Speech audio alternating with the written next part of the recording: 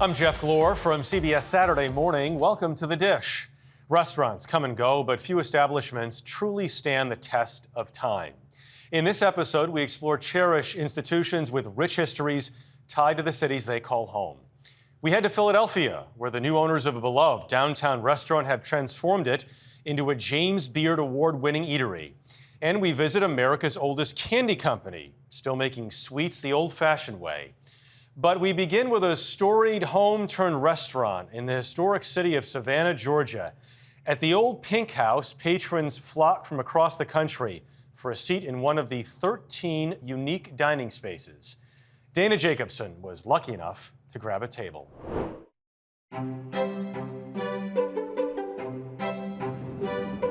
Savannah, Georgia, best known for its southern charm and hospitality. One place that embodies it all, nestled in the historic district, is the Old Pink House.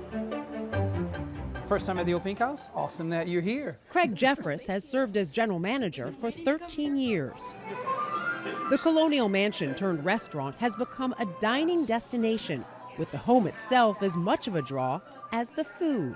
Wow. And welcome to our grand ballroom. Oh, this is amazing. So a grand ballroom back in the day. Yes, just another one of the great rooms inside this home that we invite friends over every night to have dinner. The first thing people usually notice when they come in, of course, is the chandeliers and the sparkle. And then they, of course, notice the scenery and the hand-painted wallpaper here. While the original home had just 5 rooms, the restaurant is made up of 13 unique dining spaces. Which room is this? Welcome to the master bedroom from 1771 of the Old Pink House. Built by James Habersham Jr., a colonial merchant, the building's one constant in its 252-year history has been the unmistakable pink exterior due to its original red clay bricks. The wife of Habersham Jr. said, all the wealthy people in town, their homes are stucco. Please cover our home in stucco. So as a good husband, he covered his home in stucco. What they didn't understand is that everything in South Georgia sweats in the summertime, including the red clay bricks. Right. So their gorgeous stucco home turned pink over and over and over again. It's in the home now. Don't fight it. Don't fight it. It won't work out for you. Inside, the culinary offerings live up to the Old Pink House distinction And this smells amazing. in both taste and presentation. We started our lunch with a simple but iconic offering, cheese straws. They are made by hand every day. Really happy to get that reaction as you just had. Love to hear that snap, and it just has the right amount of flavors and seasoning to it. As did everything we tried. From signature southern dishes Savannah is known for, like shrimp and grits. We make a tasso ham gravy, and then of course, it's not complete without those tender, sweet Georgia white shrimp. It's like this giant hash brown almost. Yes. That's what I kept thinking. Yes. To items that add a modern twist, a roasted sweet potato with pecan vanilla butter, and the BLT salad with fried green tomatoes, candied bacon, and a buttermilk thyme dressing. That tartness from the green tomato, it kicks in just as it should. It's not the BLT you were thinking about, but I'll tell you what, it certainly does deliver. I will take a BLT like this anytime. Their signature dish, a crispy scored flounder, battered and fried with an apricot chocolate glaze on top. And that apricot, that glaze, oh my God. It's been on the menu for over 30 years. That is magnificent. Magnificent. I get why that is iconic. Do not ever take that off the menu. No. Each bite flavored with the atmosphere of the room in which it's served. Each room has so much character to it, whether it's, through the color, the lighting, the fireplace, the chandelier. Each one of them speaks to you in its own way. So the pork chop in this room, of course, is the same pork chop as in the ballroom, but the ballroom says hello to you in a little different way than this room. Same food, different environment, and it greets you differently. Are there people that will come and want to eat in each room? Oh gosh, we had some guests. They came to dine with us one night. They enjoyed it so much and they toured the home. They extended their vacation so they could have a meal in every room in the house. Of course, no meal is complete without a little dessert, which at the Old Pink House means a praline basket. Well, listen, we're in the South, so please don't be shy, all right? Have I been shy so far? Well, maybe not. Yeah. The basket is filled with vanilla bean ice cream, fresh berries, and mango puree, along with a touch of chocolate sauce. And the crunch from the basket, I think that's what makes it for me. If I may. Yeah, did you like how I was not offering it to you? Oh my God, I'm so rude. You could say, just like home. You know, you talk about it, it's a home, and that is the idea behind it. That's literally how you greet people when they come in through that front door. Without a doubt, without a doubt. I think it's so important to set the tone from that moment of, hey, welcome, it's so good to see you. My name is Craig, and yours? Kelly. Everyone's a guest in our home, treat them as such. All that is hospitality. That's the goal every single day, is to show through our efforts what you taste, the staff that you encounter, the way you're treated as you wander throughout the home. That speaks to who we are and how much we value you as one of our guests.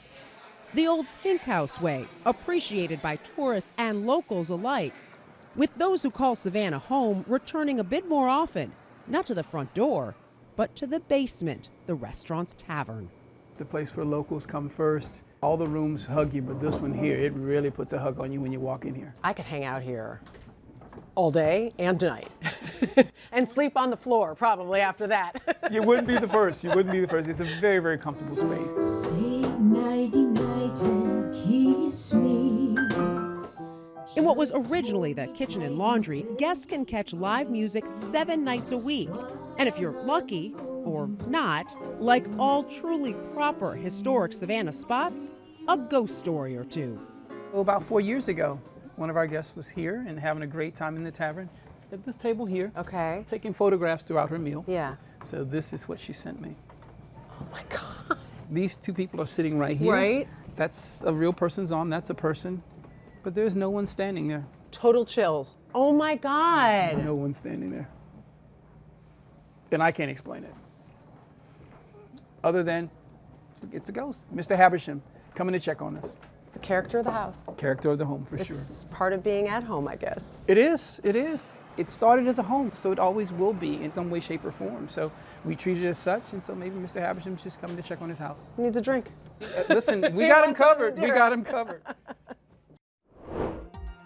Up next, how an innovative tasting menu updated a neighborhood hotspot in Philly.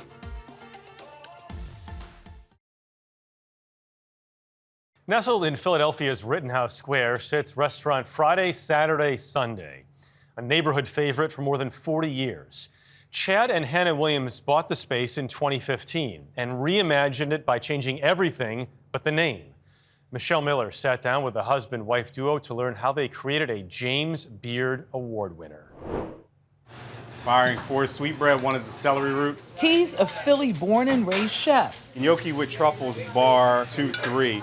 She's a former waitress, now manager. Crispy sweetbreads with a mushroom and plantain ragu, egg yolk jam, and mushroom vin blanc. Together, Hannah and Chad Williams are the power couple behind Friday, Saturday, Sunday, one of the city's longest running restaurants. How does the partnership work? It's a collaborative effort. You know, ideas go back and forth between us. I jump into her area, she doesn't like it. She jumps into mine, I don't like it. But at the end of the day, it's somebody you really trust. That trust allowed them to have a difference of opinion when they first set foot inside the restaurant. I walked out, I was like, no way. I took the video and I laughed and I was like, this isn't it. But Hannah saw things differently. Restaurant itself, like in its first iteration, kind of held significance for a lot of people. In its day, it was definitely known as like the most romantic restaurant in the city, and I think it needed some updating, certainly, but we wanted to put our own mark on it. And that's what they did. In 2014, the couple risked it all by buying it, gutting it, and with little to spare, got married in the kitchen. So is it true that the contractor you brought in actually married the two? He did. Yes. We planned the wedding and we were 8 months behind schedule with the restaurant, trying to find every dollar possible to get open. And we put on our suits, came down, there were construction workers here, and we kicked everybody out. For more than 4 decades, Friday, Saturday, Sunday has been a staple in Philly. This neighborhood looks pretty old. It's Rittenhouse, Philadelphia, one of the oldest neighborhoods here and one of the wealthiest. As you can see, like the architecture just really gives the neighborhood such a great feel. So not a bad spot to be in. No, we have some great regulars, I'll say that. Those regulars had a hard time when the couple changed everything but the name. She got cursed out of the door a couple times. I mean, people walk out crying. They had attachments. It took folks a little bit of time to get used to us.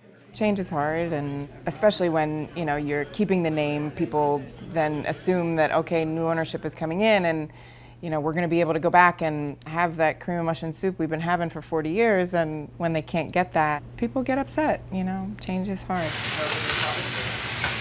One of the biggest changes came during the pandemic, when they had to pivot to a tasting menu. So our first course here is a tuna tart. You could open at 25% capacity. I mean, look around, 25% capacity for us that was 4 tables. And we had to make a decision to do something that we could potentially try to make a living at. Charcoal grilled quail. When food hits your table, it's not the same bite from the first to the last. And a lot of that magic happens in that 3-4 minutes. I got to taste some of that magic, starting with ember tomatoes served with corn pudding and corn butter. Yeah, so they're grilled really, really lightly, so you get that smoky aroma. Yeah. And then the fresh, really like aromatic corn And the roe really pops. You get the pops, little right? pops. Yeah, yeah. Wow. Next was the beet annolati with buttermilk sauce and grilled blackberries. A little sweet, a little earthiness from the beets. So that one hits kind of all the notes there. Oh my goodness. It's really good. Also part of the meal, roasted potato gnocchi, grilled quail, New York strip steak served with cabbage and oxtail. Then for dessert, Red summer fruit, goat's milk, tres leche, and roasted berry ice cream with a little fermented blackberry powder. So spring, summer, and fall, I would imagine, are just an It's the abundance best. And of it- seasonal delights. All the vegetables and fruits just really come at you so fast. It really brings like a certain energy to the kitchen. Tartar walking 8-9. the business of cooking was a left turn for Williams. When you think about your influences, how much did your home, cooking inside the home, impact you? Well, my mother will want me to say a ton, and the truth is no. We joke about it all the time.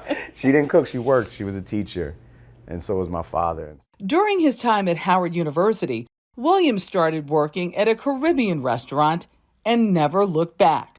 Between my junior and senior year in school, I worked every day, 7 days a week. And I said, if I still like this, after like wasting the summer, you know, in this kitchen instead of out having fun, I'll do it.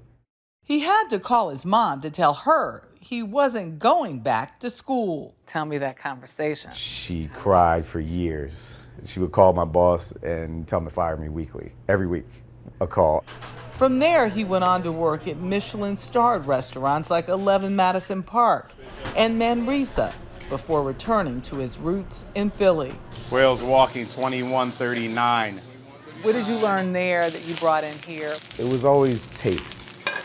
You know, so much of cooking now can be like a visual exercise because it's in social media and you see the food before you eat it. Pretty food. Pretty food. You know, we make things pretty, but always at the base of it is this care for the product that you receive. Our final savory course tonight, this is prime New York strip steak. That effort from Chad and Hannah led to this magical moment in Chicago at the James Beard Awards. Do you remember the night you won? They announced your name? I don't think any of us actually heard that. It's a big night for this town. Yeah, that's all we heard. That's what we heard, and everybody, you didn't hear anything else. Big night for this town. Friday, Saturday, Sunday.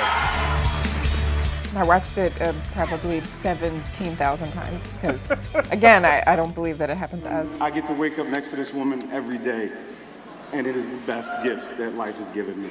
I love you. And longevity only happens with something special. There's something to be said about places that have lasted the test of time. So what inspires you knowing that? That it is possible. A very simple neighborhood restaurant when we opened.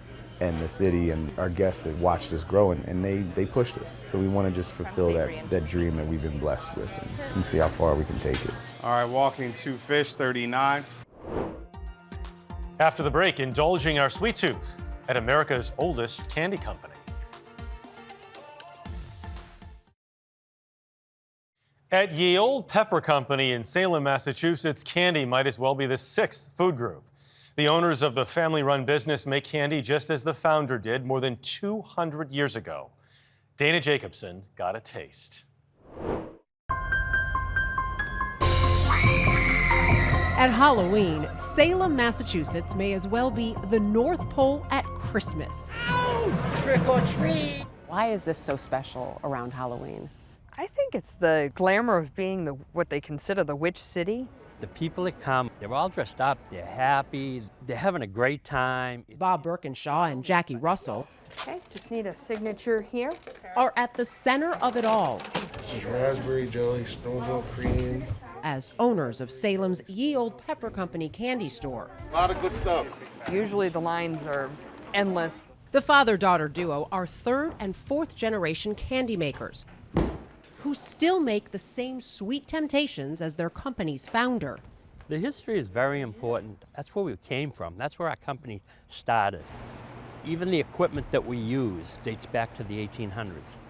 That's how far back Ye Olde Pepper Company traces its history.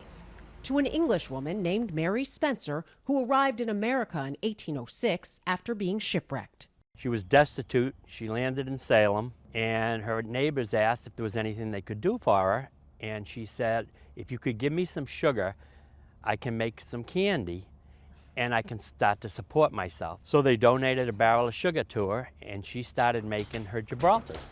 She started selling them on the church steps, soon turning her Gibraltars into what's believed to be the country's first commercially sold candy. Confectioner George Pepper bought the business, and by 1830 created a companion treat. And he decided that the Gibraltar was sort of a feminine piece of candy. Dainty. It was made dainty. It was okay. made in lemon and peppermint flavors. So he decided to make a candy called the Blackjack, made from blackstrap molasses. More manly. This was more mannish. Birkinshaw's grandfather bought the company from Pepper at the turn of the 20th century.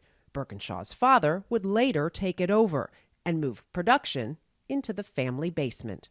From like 4 years old, all you could smell through the whole house was candy. That's like a kid's dream. Yeah. All the neighborhood kids used to come over, and they'd all hang around the windows looking for the samples to come out, which my father used to always, pass out the window to them. So how young were you then when you learned to make candy? I would say maybe around 10. And he's still making it today. Now the kitchen sits adjacent to the store's shop, allowing its sugary aroma to entice customers. Ready? Birkinshaw passing on recipes to his son-in-law, just as his father and grandfather had done before. Like lemon drops, made the old-fashioned way. And of course, there are the Gibraltars, Mary Spencer's same recipe, made as she would have back in the 1800s. Isn't there an easier way to do it though now? Oh, Sure there is. is definitely an easier way. This is not a business to be in if you're looking for an easy business, an easy way to work. But there's something about maintaining that history and that tradition. And that's what makes us keep going. Ready? Yeah. And while the historic confections remain Ye Olde Pepper Company's biggest sellers, the candy business is one of creativity and innovation. We're always trying to come up with something different, something to go with the seasons, or just new ideas. Creativity is also what helped keep the business going when the pandemic hit. We laid everybody off. We shut everything down. And my father and I went to work and tried to figure out exactly what we were going to do. And we were a little panicked. Well, I have all this Easter candy. And I actually called my son's school. I said to them, would you mind, putting out an email to the parents? We will make baskets from scratch. They basically saved us at the beginning. They were the reason we were able to continue going. Mary Spencer started this because the community reached out and gave her sugar. Right. So she could do this.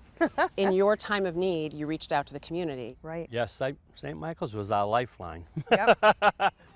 Just like the Gibraltars, which started it all, Ye Olde Pepper Company continues to stand the test of time. I don't see candy going out anytime soon, but fingers crossed. My grandfather made it through the Great Depression and he lost everything, but he still kept going. Good job. You got it. You're hired. I'm hoping to continue it for my son someday. Ultimately, it's his decision, but I'm keeping it running right now so that someday he has the option. Same way your dad did. Yep. It's truly in our blood. Yeah, it's in our blood. With every Gibraltar and blackjack you eat. Right? True. For more stories like these and live coverage of breaking news 24/7, stream us right here on CBS News. I'm Jeff Glor. We'll see you next time for another helping of The Dish.